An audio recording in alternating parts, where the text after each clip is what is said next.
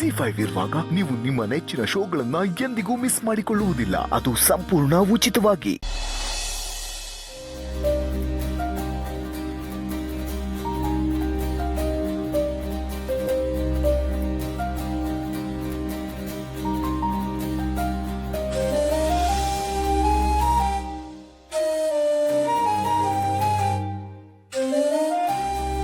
ನೀವಿಬ್ರು ಹೀಗೆ ಕೂತ್ಬಿಟ್ರೆ ನನಗೆ ಕೈ ಕಾಲೇ ಆಡಲ್ಲ.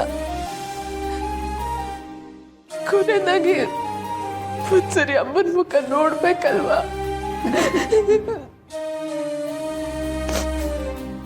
ಇಲ್ಲ ಇಲ್ಲಮ್ಮ, ಹಾಗೆ ಹೇಳ್ಬೇಡ. ಕೊನೆಯದಾಗಿ ಅಂತ ಆ ಮಾತನ್ನು ಕೇಳೋದಕ್ಕೆ ಸಂಕಟ ಆಗುತ್ತೆ ಮಗು, ಸಂಕಟ ಆಗುತ್ತೆ. ನಾನು ಸತ್ತು ನನ್ನ ಮುಖನ ಕೊನೆಯದಾಗಿ ಅವಳು ನೋಡ್ಬೇಕಾಗಿತ್ತೆ ಹೊರತು ಮಕ್ಕಳ ಸಾವನ್ನ ನೋಡುವಂಥ ಸಂಕಟ ನಮಗ್ ಬರಬಾರ್ದಮ್ಮ, ನಮಗ್ ಬರಬಾರ್ದು. ಇಲ್ಲಮ್ಮ, ನನಗಿದನ್ನೆಲ್ಲ ನೋಡೋ ಶಕ್ತಿ ಇಲ್ಲ. ಇದೆಲ್ಲ ನೋಡೋದಕ್ಕೆ ಮುಂಚೆ ಅವನು ನನ್ನನ್ನು ಕರೆದು ಬಿಡಬಾರ್ದ? ತಾತ, ಹಾಗೆಲ್ಲ ಮಾತಾಡ್ಬೇಡಿ ತಾತ. ನೀವು ಈ ರೀತಿ ಮಾತಾಡೋದನ್ನೆಲ್ಲ ಕೇಳಿದ್ರೆ ಅಮ್ಮ ಎಲ್ಲಿದ್ರು ಸಮಾಧಾನವಾಗಿರಲ್ಲ. ಅವ್ರ ಮನ್ಸು ಇಲ್ಲೇ ಎಲ್ಲೋ ಇದೆ ಅಂತ ನನಗೆ ಅನಿಸ್ತಿದೆ ತಾತ. ಅವ್ರು ನಮ್ಮನ್ ಬಿಟ್ಟು ಎಲ್ಲೂ ಹೋಗಿರಲ್ಲ. ನೀವು ಧೈರ್ಯ ತಂದ್ಕೊಳ್ಳಿ.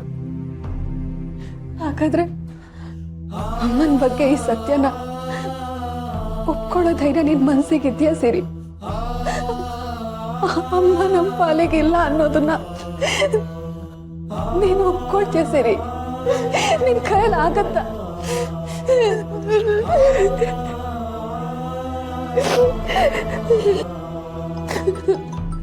ಸದ್ಯ ಬರ್ತಿದೆ. ಇಲ್ಲ, ನನ್ನ ಕೈಯಲ್ಲಿ ಯಾರ ಹತ್ರನೂ ಮಾತಾಡಕ್ಕಾಗಲ್ಲ.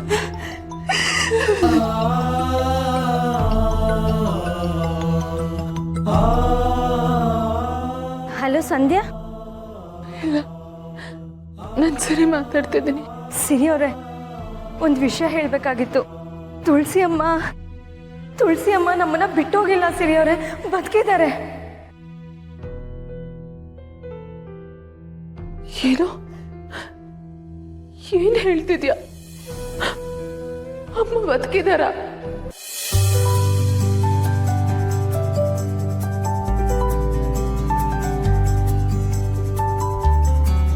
ಹೌದು, ಅಮ್ಮ ಬದುಕಿದ್ದಾರೆ, ಉಸಿರಾಡ್ತಿದ್ದಾರೆ. ನಾವು ಅವ್ರನ್ನ ಮತ್ತೆ ಹಾಸ್ಪಿಟಲ್ಗೆ ಕರ್ಕೊಂಡ್ಬಂದ್ವಿ.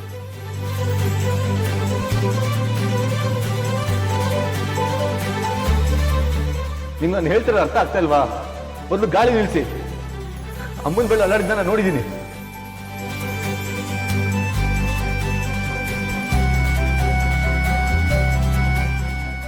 Yes, she is breathing.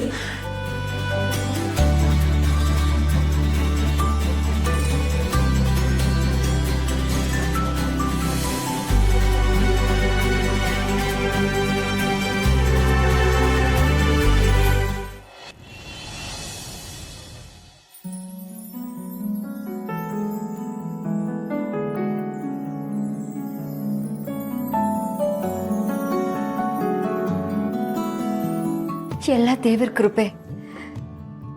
ತುಳಸಿಯವರು ಮತ್ತೆ ಉಳ್ಕೊಂಡ್ಬಿಟ್ರು. ಅವ್ರಿಲ್ಲ ಅನ್ನೋದನ್ನ ನನ್ನಿಂದ ನೆನ್ಸ್ಕೊಳ್ಳೋಕ್ಕೂ ಆಗಲ್ಲ. ಹೇಗಿದ್ದೀರಾ ತುಳಸಿ ಅವರೇ? ಪರವಾಗಿಲ್ಲ ಡಾಕ್ಟ್ರೆ. ನಾನೀಗ ನಿಮ್ಮೆಲ್ಲರ ಕ್ಷಮೆ ಕೇಳಬೇಕು ಅಂತ ಬಂದೆ. ಇವತ್ತು ನಡೆದಿದ್ದು ನಮ್ಮ ಕೈ ಮೀರಿದ ಘಟನೆ. ನಿಮ್ಮ ದೇಹದಲ್ಲಿ ಟಾಕ್ಸಿಕ್ ಅಂಶಗಳು ಅಂದರೆ ವಿಷಕಾರಿ ಅಂಶಗಳು ಹೇಗೆ ಹೋಯ್ತು ಅಂತ ನಮಗೆ ಗೊತ್ತಾಗ್ತಿಲ್ಲ.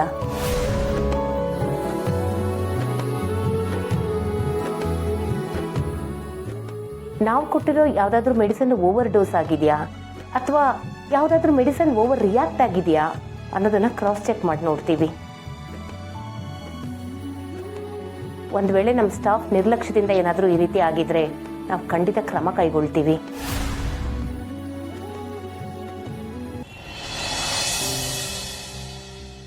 ನಾನು ಹೇಳಿದ್ದೇನು ನೀನ್ ಮಾಡಿರೋದೇನು?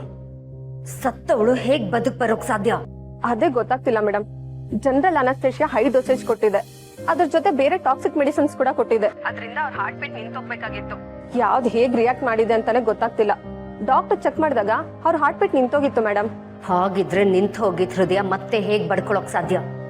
ಒಂದು ನೀನ್ ಸರಿಯಾಗಿ ಕೆಲಸ ಮಾಡಿಲ್ಲ, ಅಥವಾ ಸತ್ತೋಗಿದ್ದಾಳೆ ಅಂತ ಡಾಕ್ಟರ್ ಸುಮ್ಮನೆ ಹೇಳಿದ್ದಾರೆ. ನನ್ಗಿದ್ ಯಾವ್ದನ್ನು ನಂಬೋಕಾಗ್ತಿಲ್ಲ. ಒಟ್ನಲ್ಲಿ ನನ್ ಪ್ಲಾನ್ ಎಲ್ಲ ಹಾಳಾಗೋಯ್ತು. ಕ್ಷಮಿಸಿ ಮೇಡಮ್, ನನ್ ಕೈಲಿ ಏನ್ ಸಾಧ್ಯನೋ ಅದನ್ನೆಲ್ಲ ಮಾಡಿದೀನಿ. ಅದಕ್ಕೂ ಮೇಲೆ ನಾನೇನು ಮಾಡಕ್ ಆಗ್ತಿರ್ಲಿಲ್ಲ. ಹಾಗೇನಾದ್ರೂ ಮಾಡಿದ್ರೆ ನನ್ ಕೆಲ್ಸ ಕಳ್ಕೊಂಡು ಕಂಬಿ ಎಣಿಸ್ಬೇಕಾಗಿತ್ತು. ಅಪ್ಪಿ ತಪ್ಪಿ ಇದನ್ನೆಲ್ಲ ಮಾಡೋದಕ್ಕೆ ನೀವೇ ಹೇಳ್ಕೊಟ್ಟಿದ್ದು ಅಂತ ಗೊತ್ತಾಗಿದ್ದಿದ್ರೆ ನಿಮ್ಗೂ ಅಪಾಯ ಆಗ್ತಿತ್ತು. ತುಳಸಿಯವರ ಆಯಸ್ಸು ಗಟ್ಟಿಯಾಗಿದೆ, ಅವ್ರ ವಿಲ್ ಪವರ್ ಜಾಸ್ತಿ ಇದೆ ಅನ್ಸುತ್ತೆ. Stop it. ಇಂಥ ಮಾತುಗಳನ್ನ ಆಡೋಕೆ ನಾಚಿಕೆ ಆಗಲ್ವಾ ನಿನ್ಗೆ? ನಿನ್ನಿಂದ ಅವಳನ್ನ ಕೊಲ್ಲೋಕ್ಕಾಗಿಲ್ಲ ಅಂತ ಮಾತ್ರಕ್ಕೆ ಅವಳು ವಿಲ್ ಪವರ್ ಚೆನ್ನಾಗಿದೆ, ಅವಳ ಆಯಸ್ಸು ಗಟ್ಟಿಯಾಗಿದೆ ಅಂತ ಹೇಳ್ತಾ ಇದೆಯಲ್ಲ. ಕೊಡೋ ಡೋಸೇಜಿನ ಸ್ವಲ್ಪ ಹೆಚ್ಚಾಗಿ ಕೊಟ್ಟಿದ್ರೆ ಏನಾಗ್ತಿತ್ತು ನಿನಗೆ? ಮೇಡಮ್, ಅದಕ್ಕೂ ಮೀರಿ ಡೋಸೇಜ್ ಕೊಟ್ಟಿದ್ರೆ ರಿಯಾಕ್ಟ್ ಆಗಿ ನಾಳೆ ದಿನ ಅವ್ರ ಬ್ಲಡ್ ರಿಪೋರ್ಟ್ ಅಲ್ಲೋ ಅಥವಾ ಪೋಸ್ಟ್ ಮಾರ್ಟಮ್ ರಿಪೋರ್ಟ್ ಅಲ್ಲೋ ಗೊತ್ತಾಗ್ಬೋದು ಅಂತ ಹೀಗ್ ಮಾಡಿದ್ದೆ. ದಯವಿಟ್ಟು ಈ ವಿಷಯನ ಇಲ್ಲಿಗೆ ಬಿಟ್ಬಿಡಿ. ಈ ವಿಷಯದ ಬಗ್ಗೆ ನಾವಿಬ್ರು ಜಾಸ್ತಿ ಮಾತಾಡಿದ್ರೆ ನಮ್ಮಿಬ್ರಿಗೂ ತೊಂದ್ರೆ ತಪ್ಪಿದ್ದಲ್ಲ. ಹಲೋ ಹಲೋ,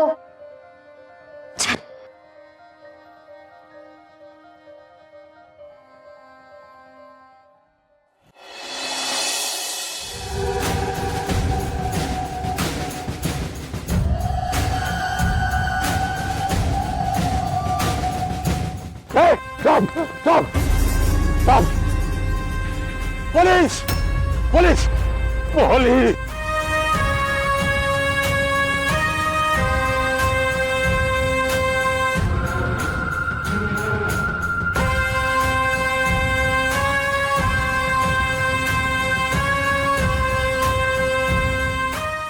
ತಪ್ಪಿಸ್ಕೊಂಡು ಹೋಗ್ಬಿಟ್ನಲ್ಲ ಗುರು, ತಪ್ಪಿಸ್ಕೊಂಡು ಹೋಗೋಕೆ ಎಲ್ಲಿ ಸಾಧ್ಯ? ವಾಪಸ್ ಮನೆ ಕಡೆ ಹೋಗಿರ್ತಾನೆ. ಬನ್ರಿ ಅಲ್ಲೇ ಹೋಗಿ ಹುಡ್ಕೋಣ. ಅಯ್ಯೋ ದೇವ್ರೆ, ಏನ್ ಮಾಡ್ಲಿ ನಾನು? ನನಗೆ ಅಂತ ಇರೋದು ಅದು ಒಂದೇ ಸೂರು. ಆ ದತ್ತ ನನ್ನನ್ನು ಮನೆಯಿಂದ ಆಚೆ ಹಾಕ್ಬಿಟ್ರು. ಆದರೂ ಅವ್ರ ಕೈಯೋ ಕಾಲ ಹಿಡ್ಕೊಂಡು ಮತ್ತೆ ನಾನು ಆ ಮನೆ ಸೇರ್ಕೊಂಡೆ.